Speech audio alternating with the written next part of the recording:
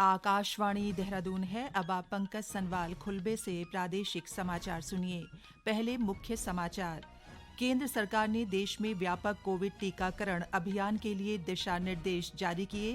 पहले चरण में लगभग 30 करोड़ लोगों को वैक्सीन देने की योजना। केंद्रीय शिक्षा मंत्री रमेश पोखरियाल निशंक ने कहा, नए कृषि कानून से किसानों की आर्थिक स्थिति में सुधार होगा। उत्तराखंड विधानसभा के शीतकालीन सत्र के लिए विधायकों को रैपिड एंटीजन टेस्ट कराना होगा, विधानसभा अध्यक्ष ने जानकारी दी। और नाबार्ड के मुख्य महाप्रबंधक डॉक्टर ज्ञानेंद्र मणि ने कहा, किसानों की आय दोगुनी करने के लिए केंद्र, राज्य सरकार, नाबार्ड और अन्य एजेंसियां मिलकर प्रयास कर रही हैं।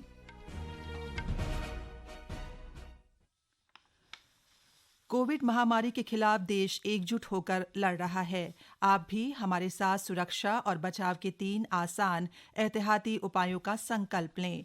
मास्क पहनें, 2 गज दूरी है जरूरी, सुरक्षित दूरी बनाए रखें, हाथ और मुंह साफ रखें। अब समाचार विस्तार से। केंद्र ने देश में व्यापक कोविड टीकाकरण अभियान के लिए दिशा निर्देश जारी कर दिए हैं। स्वास्थ्य और परिवार कल्याण मंत्रालय पहले चरण में लगभग 30 करोड़ लोगों को वैक्सीन देने की योजना बना रहा है।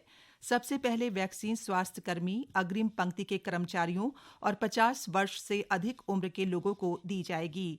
इसके बाद अन्य बीमारियों से जूझ रहे 50 वर्ष से कम उम्र के लोगों का टीकाकरण किया जाएगा। 50 वर्ष से अधिक उम्र के वरीयता समूहों को भी विभिन्न समूहों में बांटा जा सकता है। इस पूरी प्रक्रिया में कुल मिलाकर 20 मंत्रालय हिस्सा लेंगे। Covid vaccine intelligence network CoWIN का उपयोग टीकाकरण के लिए सूचीबद्ध लाभार्थियों का पता लगाने के लिए किया जाएगा। टीकाकरण केंद्र पर प्राथमिकता के अनुसार केवल पहले से पंजीकृत लाभार्थियों को ही टीका लगाया जाएगा। कोविन वेबसाइट पर पंजीकरण कराने के लिए मतदाता पहचान पत्र, आधार कार्ड, ड्राइविंग लाइसेंस, पासपोर्ट और पेंशन के दस्तावेज सहित 12 फोटो पहचान पत्रों में से किसी एक की जरूरत होगी।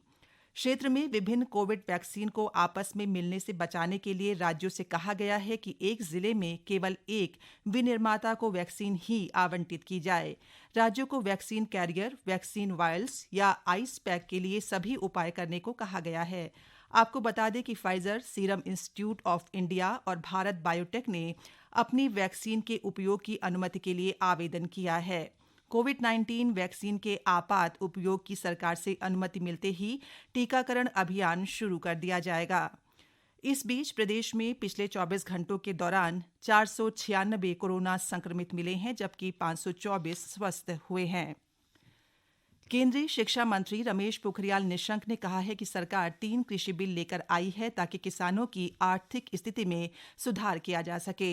हरिद्वार में कृषि बिल को लेकर एक प्रेस कॉन्फ्रेंस में केंद्रीय मंत्री ने कहा कि एमएसपी और मंडी व्यवस्था खत्म नहीं हो रही है। उन्होंने कहा कि विपक्ष किसानों में इस बिल को लेकर भ्रम पैदा कर रहा जो है। किसानों के हित में जो ये कानून बनाया गया, वो जो हमारा अन्नदाता है किसान, उसकी आय दुगना करने के लिए बनाया गया। तो उस कांग्रेस के घोषणा पत्र में यही है जो कानून हमने तैयार किया।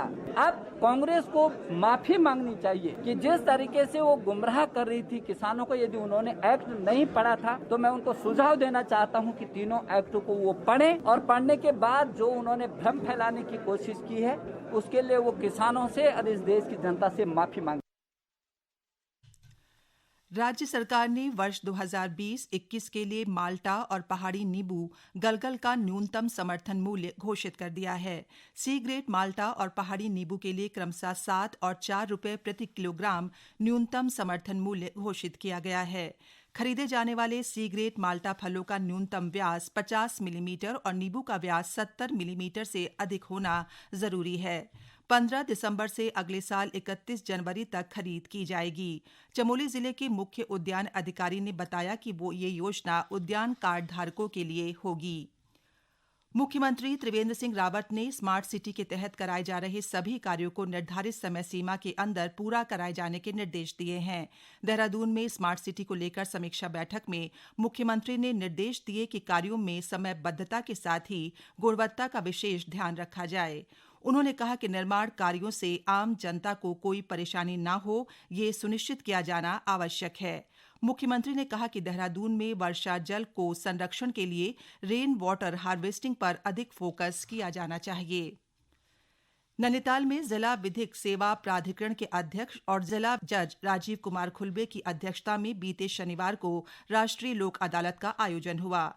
जिला विधिक सेवा प्राधिकरण के सचिव इमरान मोहम्मद खान ने ये जानकारी देते हुए बताया कि राष्ट्रीय लोक अदालत में कुल 184 मामले तय किए गए, जिसमें समझौता धनराशि 1 करोड़ रुपए से अधिक रही, जबकि प्री लिटिगेशन के कुल 26 मामलों का निस्तारण कर समझौता राशि 9,99,000 बैंकों को दिलाई गई।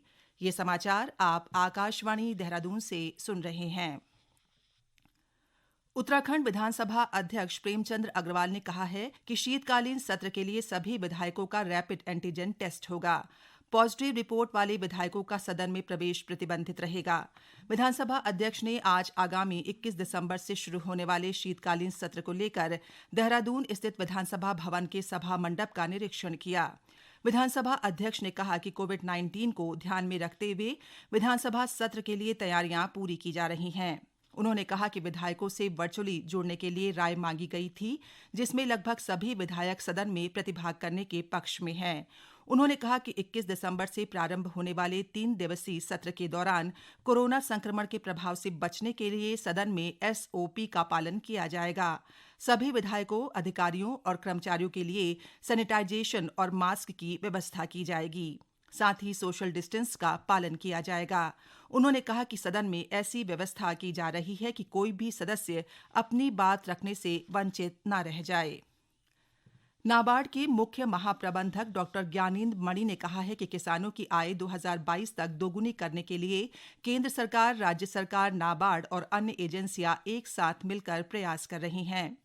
पंतनगर विश्वविद्यालय में कृषि अवसंरचना निधि के अंतर्गत वित्तीय सुविधा योजना की कार्यशाला में नाबार्ड के मुख्य महाप्रबंधक ने कहा कि कृषि क्षेत्र में उत्पादकता और उत्पादन को बढ़ाने के लिए कृषि ऋण की आवश्यकता के साथ-साथ आधारभूत सुविधाओं का विकास होना बहुत जरूरी है। तभी किसान नई तकनीकों और योजनाओं का 100% दोहन कर पाएंगे। उन्होंने कहा कि इस कारण कृषि ऋण को बढ़ाया जा रहा है। उन्होंने बताया कि किसान क्रेडिट कार्ड के साथ डेयरी और मत्स्य को भी जोड़ा जा रहा है, जिससे किसान केवल कृषि आमदनी पर ही निर्भर न रहें, बल्कि डेयरी और मत्स्य पालन के जरिए भी आय प्राप्त कर सकें। कार्यक्रम में एडिशनल डायरेक्टर डॉक्टर KC पाठक ने बताया कि केंद्र सरकार के कृषि और संरचना निधि के तहत उत्तराखंड को 785 करोड़ रुपए आवंटित हुए हैं। इसे अगले 4 वर्षों में उत्तराखंड में कृषकों और कृषक समूहों को आवंटित करने का लक्ष्य रखा गया है। कार्यशाला में इस संबंध में भी जानकारी दी गई। कार्यशाला में 129 किसानों को पंजीकृत किया गया। राज्य किसान आयोग के अध्यक्ष और दर्जा प्राप्त कैबिनेट मंत्री राकेश राजपूत ने अल्मोड़ा में कृषि और अन्य विभागों के अधिकारियों के साथ समीक्षा बैठक की। उन्होंने कहा कि सरकार का प्रयास है कि दूरदराज के किसानों को प्रतिदिन जिला कार्यालय तक नहीं आना पड़े और उनको लाभ भी मिलता रहे। उन्होंने कहा कि केंद्र और राज्य सरकार किसानों के हित के लिए गंभीर है। उन्होंने बताया कि केंद्र सरकार ने देश के 19 करोड़ किसानों को अब तक 90,000 करोड़ रुपए का किसान सम्मान निधि का लाभ दिया है। अब तक MSP दर पर 70,000 करोड़ रुपए की धान की खरीद की गई है। उन्होंने कहा कि अन्य राजनीतिक दल किसानों को भ्रमित कर रहे हैं। उत्तराखंड पुलिस अब पहले से ज्यादा स्मार्ट होगी। स्मार्ट पुलिसिंग के तहत पुलिस के बेड़े में जल्द ही पेट्रोलिंग के लिए 100 अतिरिक्त गाड़ियों को शामिल किया जाएगा। इसके साथ ही आर्म फोर्स के सिपाहियों को अत्याधुनिक राइफल भी दी जाएगी। कल पुलिस मुख्यालय में आयोजित पत्रकार वार्ता में गृह सचिव नितेश कुमार झा और DGP अशोक कुमार ने इसकी जानकारी दी। उन्होंने बताया कि किसी भी मामले का खुलासा करने वाली टीम को अभी DGP 20,000 रुपए तक का इनाम दे सकते हैं। जल्द ही एक अलग से फंड बनाकर ये पुरस्कार DGP की ओर से दिया जाएगा। PAC की वर्दी को भी अपग्रेड करके पैरामिलिट्री फोर्स की तरह कॉम्पैक्ट वर्दी बनाई जाएगी। ये वर्दी खाकी रंग की होगी। गृह सचिव नितेश कुमार झा ने कहा कि महिलाओं का प्रतिनिधित्व भी पुलिस में बढ़ाना है। इस पर पूरा काम किया जा रहा है। टूरिस्ट पुलिस को भी आधुनिक बनाया जाएगा ताकि पर्यटकों को आवश्यकता पड़ने पर तुरंत मदद पहुंचाई जा सके। DGP अशोक कुमार ने बताया कि इनमें जो शासन स्तर के प्रस्ताव थे, उनमें ज्यादातर में सैद्धांतिक मंजूरी मिल गई है। अंत में मुख्य समाचार एक बार फिर। केंद्र सरकार ने देश में व्यापक कोविड टीकाकरण अभियान के लिए दिशा निर्देश जारी किए।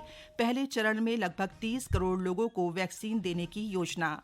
केंद्रीय शिक्षा मंत्री रमेश पोखरियाल निशंक ने कहा, नए कृषि कानून से किसानों की आर्थिक स्थिति में सुधार होगा।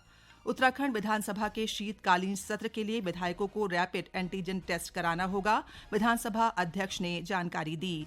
और नाबार्ड के मुख्य महाप्रबंधक डॉ. ज्ञानेंद्र मणि ने कहा, किसानों की आय दोगुनी करने के लिए केंद्र, राज्य सरकार, नाबार्ड और अन्य एजेंसियां मिलकर प्रयास कर रही हैं। इसी के साथ प्रादेशिक समाचार समाप्त हुए। नमस्कार।